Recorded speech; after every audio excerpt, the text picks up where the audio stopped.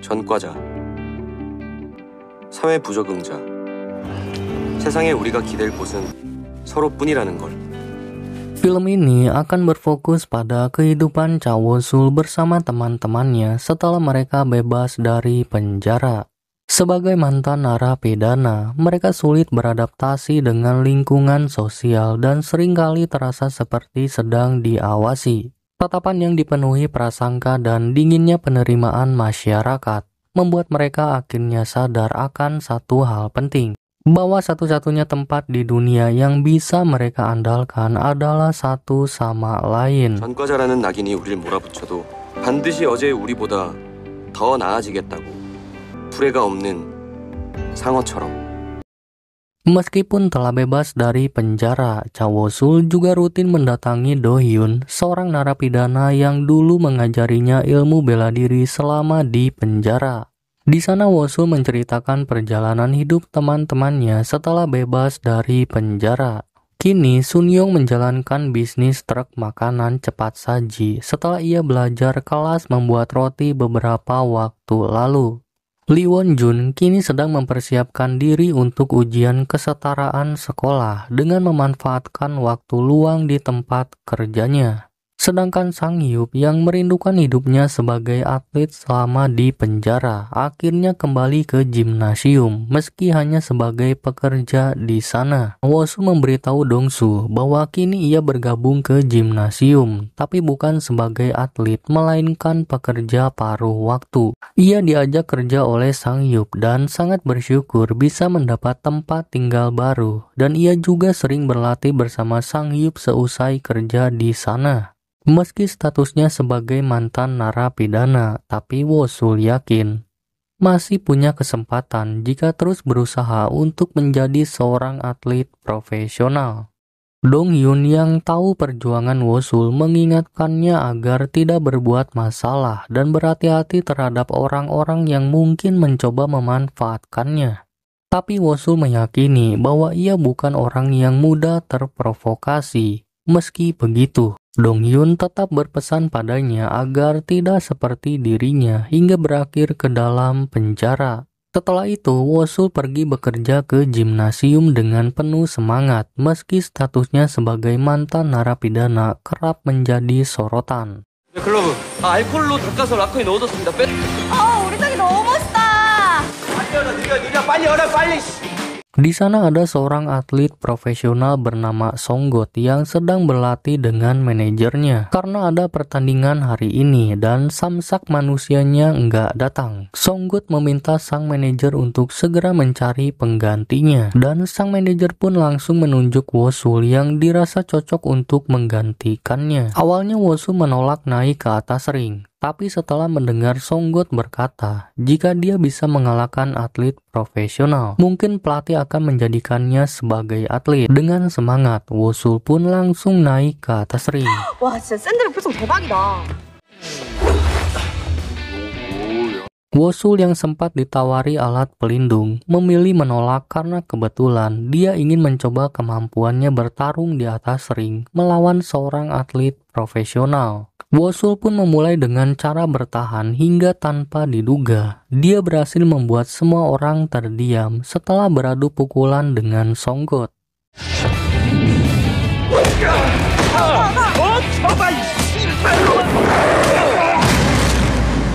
Pukulan keras Woo-sul membuat pergelangan tangan Songgot kesakitan dan membuatnya panik karena ia harus bertanding malam ini. Seorang pelatih yang mengetahui hal itu lantas memarahi Woo-sul yang sebenarnya tidak diizinkan naik ke atas ring.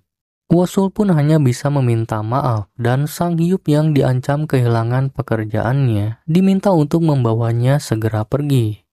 Scene berpindah ke sebuah arena pertandingan ilegal milik seorang pria bernama Hyun Woo Young. Di tempat ini, semua tamu yang mendapat undangan dari Hyun Woo bertaruh dengan memilih petarung favorit mereka berdasarkan kemampuan masing-masing yang dapat dilihat melalui sebuah aplikasi. Selain sebagai atlet profesional, rupanya Songgot menjadi petarung yang diunggulkan di tempat ini. Banyak orang menunggunya, bahkan menjagokannya untuk bertanding malam ini. Tapi karena Songgot tidak datang, Hyunwoo menggantikannya sendiri. 지금 들어온 소식을 전해드리겠습니다. 탱크의 상대 선수가 변경되었습니다. 본 이벤트 규정에 맞춰 새로운 배팅을 시작합니다. Taruhan baru pun dimulai, dan jika tank bisa bertahan selama 30 detik, maka tank akan dinyatakan sebagai pemenang. Di saat semua orang menentukan pilihan masing-masing, tank yang ketar-ketir mengetahui lawannya adalah pemilik tempat ini hanya bisa tertunduk. Kemudian Hyunwoo berbisik kepadanya bahwa ia berjanji akan menghapus semua hutangnya jika tank berhasil memukulnya sekali saja. 레디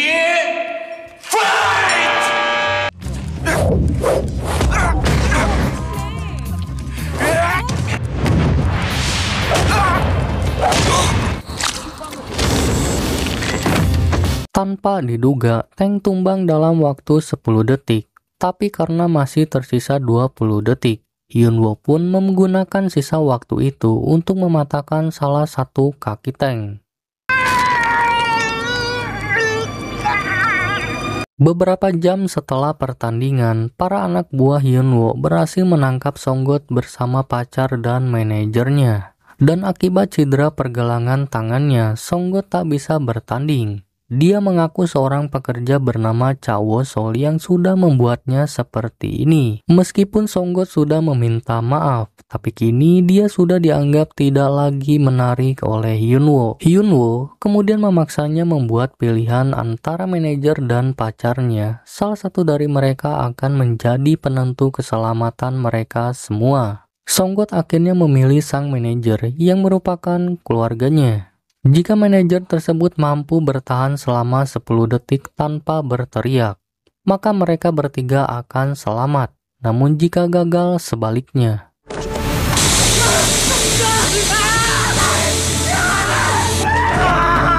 Ternyata sang manajer tidak mampu menahan rasa sakit dan berteriak. Akibatnya, mereka bertiga akhirnya dihabisi dan jasad mereka dibuang ke laut.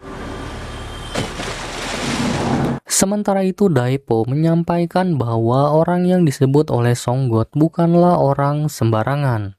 Dia adalah orang yang sama dengan yang sudah menusuk mata dan membuat Seok-chan babak belur hingga hampir tewas olehnya. Sementara itu, Woo-sol mendapat kabar baik bahwa ia tidak jadi diusir dari pekerjaannya.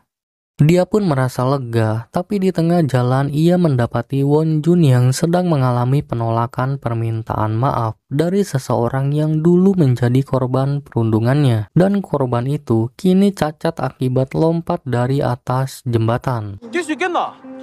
뛰보라니까. 뛰게. 뛰봐라.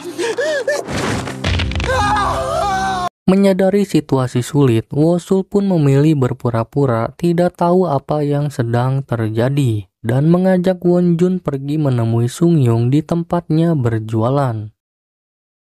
Hidup mereka memang telah berubah, namun di tengah kerasnya realita, mereka mencoba tetap tertawa, bahkan kini punya lelucon sebagai penghibur diri. Di sela sulitnya mereka menjalani hidup ini, Won-jun sering membuat candaan mengenai hutangnya dengan Sung-yung. Di tengah obrolan mereka, tiba-tiba guru belajar Won-jun bernama Ji-hye datang. Mereka sudah berjanji untuk bertemu di tempat ini, dan meski berada di luar jam pelajaran, Won-jun masih menghormati Ji-hye sebagai gurunya dengan tidak menyebut nama sang guru secara langsung. Kemudian mereka mengobrol banyak hal, terutama ujian kesetaraan yang sedang dijalani oleh Won-jun. 원준이 형 고등학교 검정고시 패스와 우리 성용이 형 푸드트럭 대박을 응원합니다. 우리 오래오래 함께해요. 건배!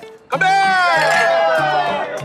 Sementara itu di jalan, seorang pria memacu kendaraannya dengan ugal-ugalan hingga memicu emosi pengguna jalan lain. Pria itu pun memarkirkan mobilnya sembarangan dan menyeberang jalan sesuka hati. 차우솔! 네가 차우솔이야? 나랑 일 좀 하자. Ternyata Hyunwoo memang sengaja datang menemui Woo-sul. Dia tertarik pada potensi Woo-sul dan mengajaknya bekerja sama. Hyunwoo menjanjikan bayaran yang jauh lebih besar dibanding pekerjaannya saat ini. asalkan Wosul mau menuruti semua perintahnya seperti Seok-chan dulu. 죄송합니다. 저는 석찬이가 아니라서요. 죄송한데 싫습니다. 야, 씨발 새끼야! 운전을 Mendapat penolakan dari Wosul, Hyunwoo yang menduga jika Jinhye adalah pacar Wosul, tiba-tiba merencanakan sesuatu. Di keesokan harinya, Jihye yang baru aja selesai mengajar dan akan segera pulang, tiba-tiba mendapati seorang ibu hamil dalam kesulitan. Dia memutuskan untuk membantu wanita yang bernama Si Hyun itu. Ia membantunya merapikan belanjaan yang terjatuh, bahkan membawakannya sampai ke dalam mobil. Tapi ternyata Si Hyun bukanlah orang baik dan tiba-tiba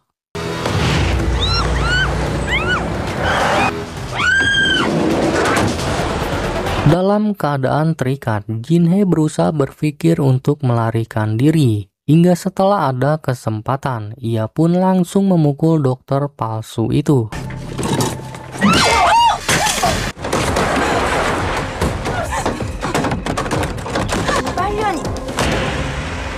Tak lama kemudian, Wosul yang sedang berada di gym bersama teman-temannya tiba-tiba menerima video call dari Jihye.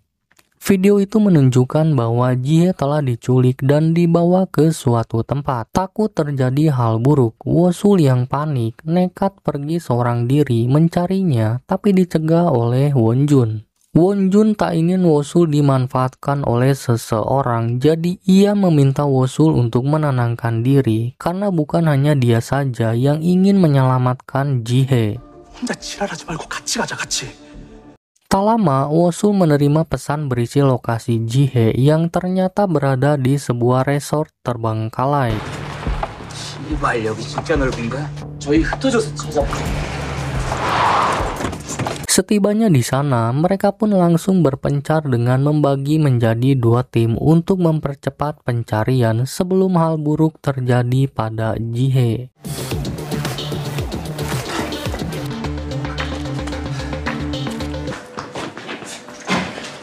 Setelah cukup lama berkeliling, Wosul mencoba menghubungi ponsel Jihye dan terdengar suara dering telepon yang tidak jauh darinya. Wonjun langsung meminta kedua temannya agar segera datang dan meminta Wosul untuk menunggu mereka. Tapi karena suara itu semakin dekat, Wosul yang semakin cemas pun mengabaikan perkataan itu.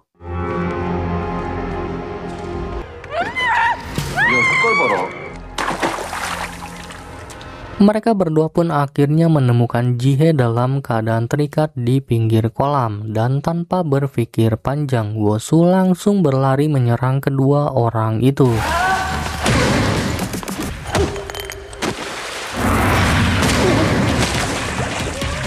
Setelah berhasil melumpuhkan keduanya, Wosul langsung melepaskan tali yang mengikat Jihye. Tapi ternyata penculikan ini adalah jebakan. Puluhan preman atas perintah Si Hyun tiba-tiba muncul mengepung mereka. 낚시 성공.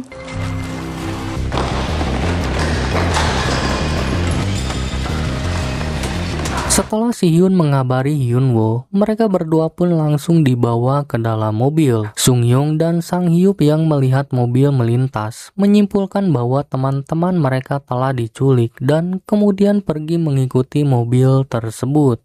Keesokan paginya, media memberitakan tentang penemuan jasad seorang ahli bela diri bernama Songgot di sungai. Pihak kepolisian menduga jika insiden ini terjadi akibat konflik dengan sang manajer, dan setelah menghabisi Songgot, sang manajer memilih untuk bundir. Jasad wanita yang merupakan kekasih Songgot juga ditemukan di tempat yang sama. Beberapa waktu kemudian, Wosul terbangun dalam keadaan terikat di kursi, tepat di hadapan Hyunwoo. Wosul bertanya alasan Hyunwoo melakukan ini, dan sembari memberontak, ia menanyakan keberadaan kedua temannya. 모르겠고 제 친구들 지희랑 원준이 어디냐? Hyunwoo lalu membalikan kursi Wosul dan membuatnya seketika terdiam, mengetahui kedua temannya juga dalam keadaan yang sama. Hyunwoo memaksa Wosul untuk memilih salah satu dari mereka. Orang yang dipilih akan mati sementara sisanya akan selamat. Tapi karena Hyunwoo ada urusan lain, dia lalu memerintahkan si Hyun untuk menggantikan posisinya dan juga memintanya agar tak lupa merekam permainan ini.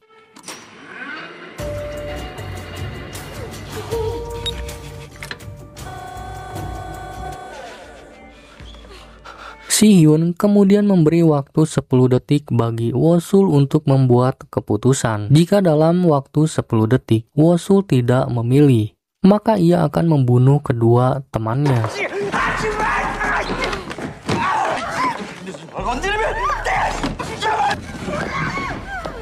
Wosul yang bingung dan tidak sanggup memilih hanya bisa berteriak, meminta ampun, dan bersedia melakukan apapun yang diperintahkan. Hingga sampai akhirnya waktu pun habis dan si Hyun memutuskan untuk menusuk Wonjun.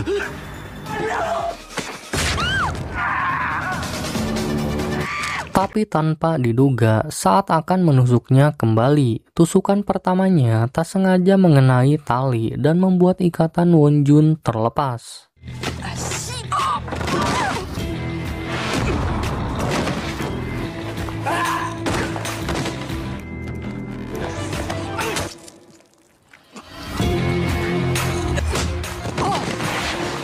Setelah berhasil menumbangkan mereka, Wonjun langsung membebaskan kedua temannya dan langsung pergi dari tempat ini. Si Hyun yang tersadar lantas memerintahkan semua anak buahnya untuk segera menangkap mereka kembali.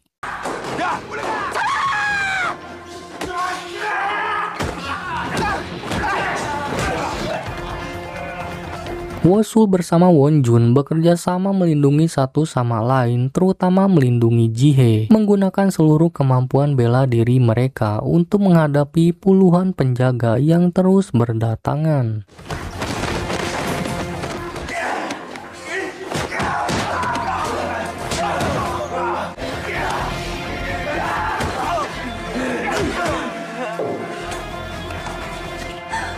Dirasa sudah berakhir, mereka bergegas melarikan diri, tapi beberapa penjaga tiba-tiba kembali muncul, hingga membuat Wonjun memutuskan untuk melawan mereka dan meminta Wosul segera membawa Jihye pergi lebih dulu.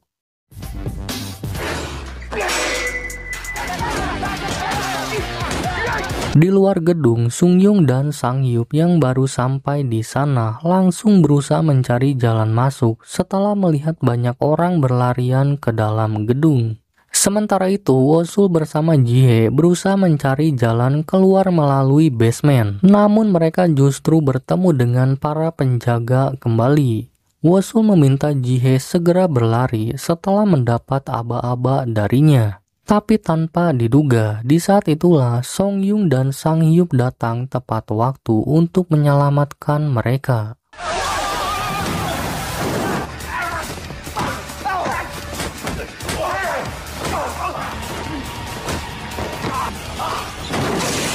Setelah berhasil menumbangkan para penjaga, mereka langsung berlari menemui Wonjun yang tak disangka dia berhasil menumbangkan para penjaga. Kemudian mereka langsung berlari menuju mobil Sungyung dan meski kesulitan mereka berhasil membawa Wonjun masuk ke dalam mobil sebelum para penjaga sempat menangkap mereka lagi.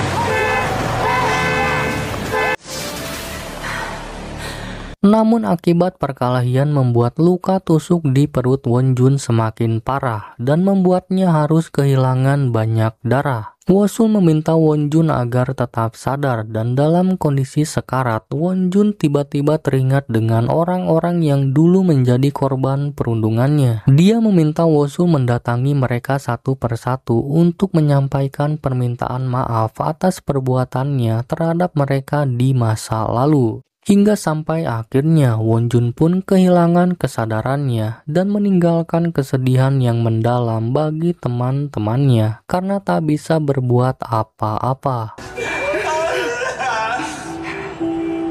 Di dalam kesedihan itulah Wosul teringat dengan Wonjun saat ia dalam perjalanan untuk menemui Sungyong. Dalam buku catatan itu, ternyata tertulis nama-nama orang yang harus Wonjun temui untuk meminta maaf kepada mereka. Namun di antara semua itu ada satu wajah yang sulit diingat olehnya. Wosul kemudian menyemangatinya dan meminta agar dia tidak menyerah untuk meminta maaf kepada mereka secara tulus. Karena mau bagaimanapun juga, hanya merekalah yang berhak memberikan pengampunan. Wonjun mengucapkan terima kasih. Ia merasa berkat Wosul dirinya mendapatkan keberanian yang selama ini tidak ia miliki. Dan di momen inilah terlihat jelas betapa tulusnya rasa syukur dan kebahagiaan Wonjun karena bisa berteman dengan Wosul. Wosul tak mampu menahan air matanya. Ia berdiri di depan tempat persemayaman Wonjun sambil menangis hingga tiba-tiba seorang wanita datang memukulnya dari belakang. Wanita itu bernama Yeonjin, adik kandung Wonjun. Yeonjin dipenuhi amarah setelah mengetahui bahwa kakaknya meninggal, sementara Wosul masih hidup. Wosul hanya bisa meminta maaf. Hingga tak lama, Sungyung dan Sanghyup datang melerai mereka. Namun Yeonjin tetap tidak terima. Ia merasa kecewa karena tak satu pun dari mereka mampu berbuat apapun saat kakaknya sekarat. Sanghyup lalu meminta Sungyung membawa Wosul pergi sementara ia akan berusaha menenangkan Yeonjin.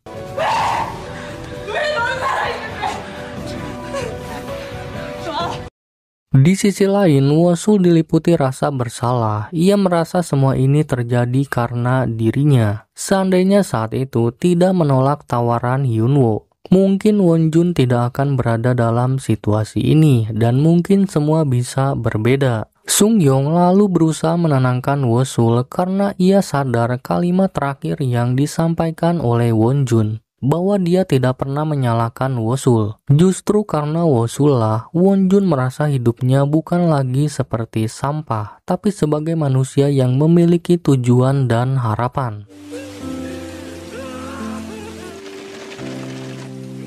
Sementara itu, Jihye yang sedang berbicara dengan orang tuanya tanpa sengaja bersenggolan dengan seorang pria yang tampak mencurigakan. Pria itu ternyata adalah Scar, anak buah dari Hyunwoo. Diam-diam, Jihye mengikuti Scar hingga ia melihatnya menemui seorang polisi yang menangani kasus ini. Dari percakapan yang terdengar, Jihye mengetahui bahwa polisi tersebut sedang menyiapkan alibi agar kasus kematian ini tampak seperti kecelakaan. Dan polisi itu membutuhkan waktu 2 hari lagi untuk menyelesaikannya. Daepo tak peduli cara polisi itu menyelesaikan kasus ini. Yang terpenting baginya adalah membersihkan nama baik atasannya.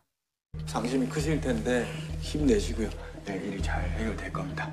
Tak lama, Jihye memberitahu Songyung dan Sanghyup bahwa polisi ternyata berada di pihak Hyunwoo. Mereka berdua tentu saja marah karena polisi yang seharusnya menegakkan keadilan malah berpihak dengan Hyunwoo.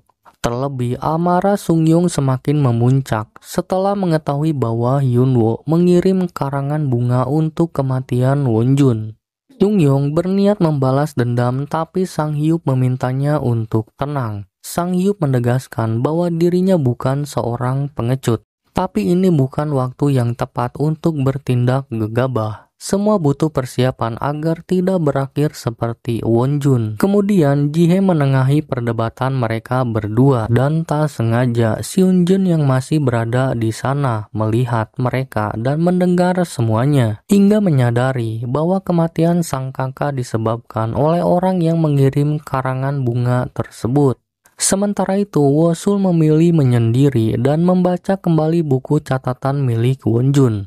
Dari sana, ia menyadari satu hal penting, bahwa Wonjun ternyata benar-benar tulus ingin berteman dengan dirinya. 성룡이 형 말이 맞았다. 원준이 형은 마지막까지 내가 무너지지 않길 바랬다. 형, 다녀올게요. Setelah pemakaman selesai, Wosul mengajak teman-temannya untuk membalas atas apa yang sudah mereka lakukan pada Wonjun. Seonjin yang mengetahui penyebab semua itu memutuskan untuk bergabung bersama mereka. Mereka kemudian menyusun rencana untuk mengungkap dan mengumpulkan bukti kejahatan yang dilakukan Hyunwoo dan komplotannya. Jie teringat bahwa saat itu Hyunwoo sempat memerintahkan si Hyun untuk merekam penculikan saat itu. Dia meyakini bahwa rekaman video tersebut masih tersimpan di suatu tempat. Namun mereka menyadari bahwa menyisir seluruh gedung akan sangat sulit karena ada banyak penjaga di sana. Jadi mereka harus membiarkan orang-orang di sana yang menuntun mereka dengan cara mengirimkan paket yang sudah dipasangi banyak kamera dan Yeonjin yang akan mengirimkannya. Dan untuk mencegah para penjaga membuka paket itu, mereka mencantumkan kartu nama Hyunwoo di atas paket tersebut. 관련된 물건이니까 잘 갖다 놔.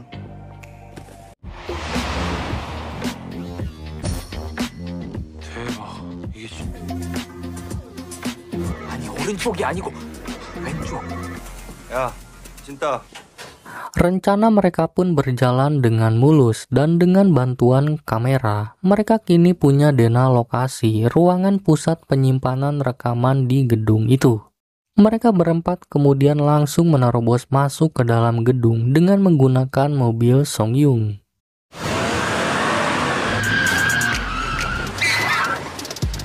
Mengetahui adanya penyusup, beberapa penjaga diperintahkan untuk memeriksa sebuah truk merah yang terparkir di basement. Tapi tanpa mereka sadari, truk itu adalah jebakan yang sudah disiapkan oleh Sungyong, hingga menimbulkan ledakan dan menewaskan beberapa penjaga.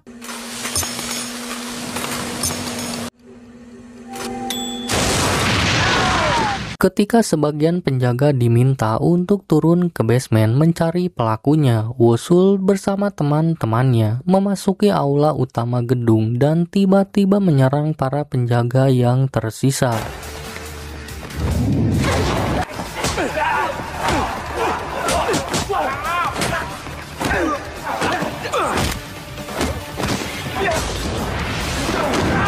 Mereka saling bekerja sama dengan membentuk dua tim agar masing-masing dari mereka bisa melindungi satu sama lain dan bertarung dengan cepat hingga dalam hitungan menit, para penjaga berhasil mereka lumpuhkan.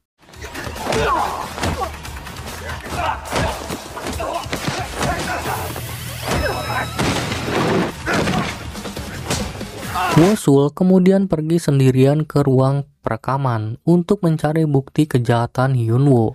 Tapi tanpa diduga, para penjaga yang sebelumnya turun ke basement kembali naik dan menyerbu aula. Seonjun melawan dua orang penjaga di dalam lift, sedangkan Songyung dan Sanghyuk melawan para penjaga di aula gedung ini.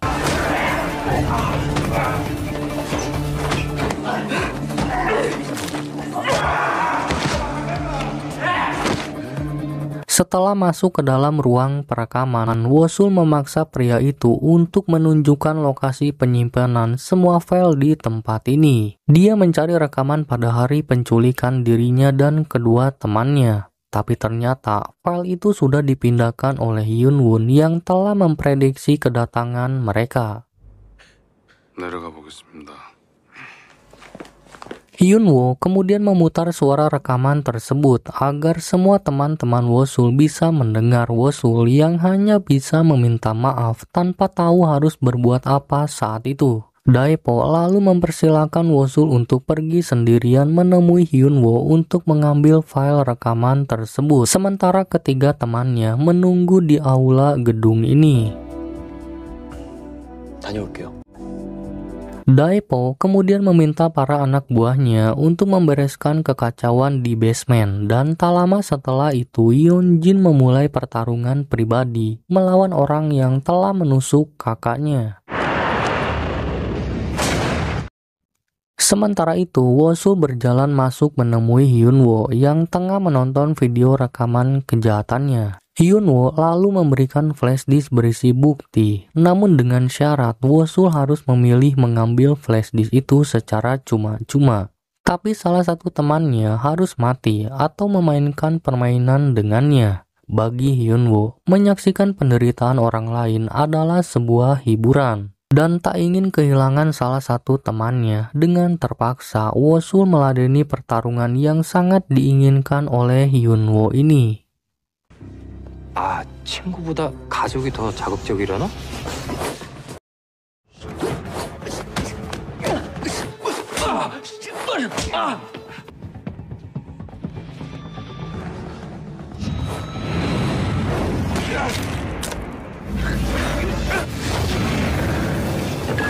Tapi di pertarungan ini, Wosul sama sekali tidak bisa memberikan perlawanan. Dia harus terlempar beberapa kali dan tidak dapat melayangkan satu pukulan pun untuk melukai Hyunwoo.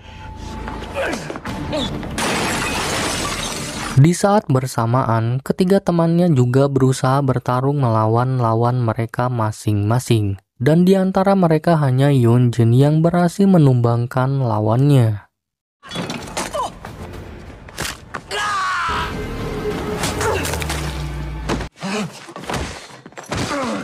Hyunwoo yang kecewa karena pertarungannya tidak sesuai dengan yang diharapkannya, kemudian memutar kembali rekaman untuk memancing emosi Wosul, dan berharap Wosul bisa bertarung seperti Wonjun yang berjuang mati-matian demi menyelamatkan teman-temannya.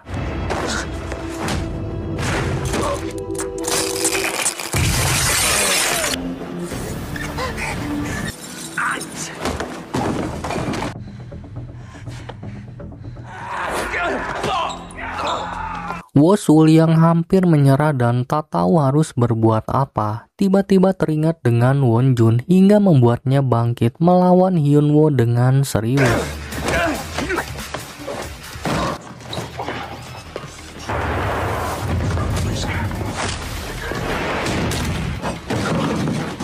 Sementara itu, ketiga teman Wosul masih terus berusaha untuk melawan meski sadar kemampuan dan fisik lawan mereka sedikit lebih unggul di atas mereka bertiga.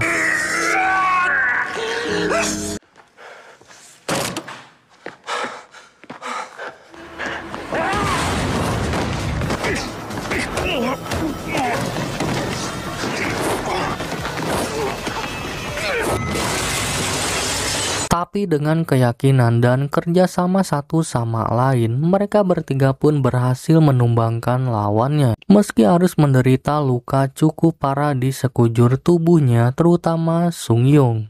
Sementara pertarungan ini ternyata cukup menguras tenaga mereka berdua, dan mereka pun harus menahan sakit dari luka yang mereka alami. Dengan sisa kekuatan yang masih tersisa, Wosul berusaha menumbangkan Hyunwoo dengan menciderai salah satu lengannya.